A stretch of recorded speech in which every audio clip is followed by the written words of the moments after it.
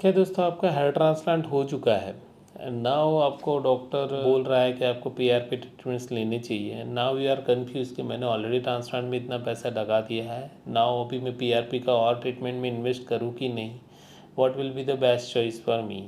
तो इसका एक सिंपल डायरेक्ट यस और नो आंसर नहीं हो सकता दोस्तों। इसके बारे में आपको थोड़ा जानना पड़ेगा कि हेयर ट्रांसप्लांट का इंडिकेशन क्या है, वो कब करना रहता है, पीआरपी का इंडिकेशन क्या है, वो कब करना रहता है। तो मैं मेजोरिटी पेशेंट को यही सजेशन देता हूँ कि जो आपका टोटली बाल्ड एरिया है, मोर देन 70% एरिया है जहाँ पे हेयर्स कम हो गए, वहाँ पे आपको ट्रांसप्लांट करना चाहिए। फिर grade 3, 4, 5 are a good candidate of hair transplant.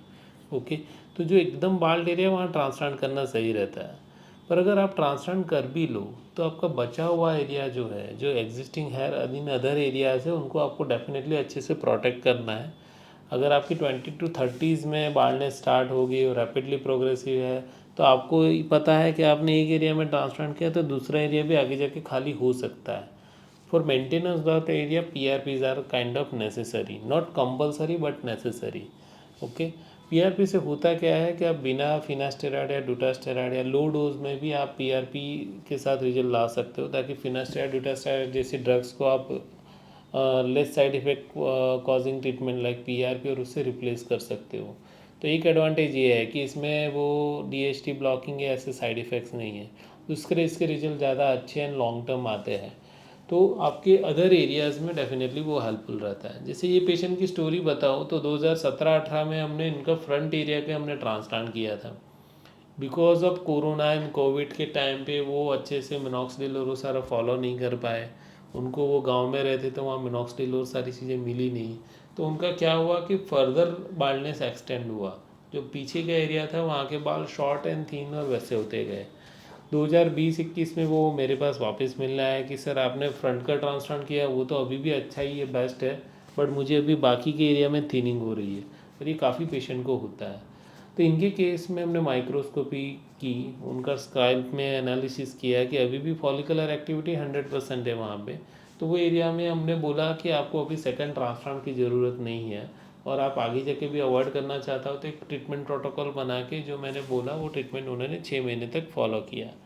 जैसे ही 2 महीने हुए तो आप देख रहे हो कि काफ़ी सारे एरिया में वो रीग्रोथ हो गई है। जो पहले बाल छोटे हो गए थे, लॉन्ग ग्रो ही नहीं हो रहे थे, अभी वापस लंबे होने लगे, वापस थिक होने लगे और डेंसिटी वाइज भी अच्छा हो गया है।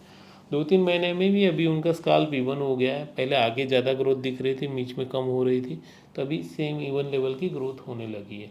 उनको हमने 10% मिनॉक्सिडिल, इनिशियली फ्यू मंथ्स के लिए ड्यूटास्टेराइड और साथ में बायोटिन सप्लीमेंट दिया था। जैसे ही 2-3 महीने में रिजल्ट आ गया तो हमने मिनॉक्सिडिल को 5% जो कि यूएस एफडीए अप्रूव्ड डोज है उसमें शिफ्ट कर दिया, और पीआरपीज हम थोड़े थोड़े कम करते गए। फ़ायदा क्या हुआ कि अभी बाकी सारा एरिया भी ऑलमोस्ट पूरा भर गया है, पहले से ये बेटर कंडीशन में पहुंच गए हैं। डेफिनेटली आपको भी वैसे ही ध्यान देना चाहिए। अगर आपका एक एरिया में ट्रांसप्लांट हुआ है तो बचे हुए एरिया का ऑब्जर्व करते रहना है। आप ट्राई करो मिनॉक्सिडिल या कोई अच्छे सीरम से उसको मेंटेन करो। अगर वो मेंटेन करने में फेल हो रहा है तो आपके हेयर ट्रांसप्लांट सेंटर पे जाके उनसे, डॉक्टर से गाइडेंस लो कि उनके लिए बेटर क्या रहेगा, because nobody wants to go for a second hair transplant. So it's better to take a help of a PRP related treatments rather than going for a costly surgeries.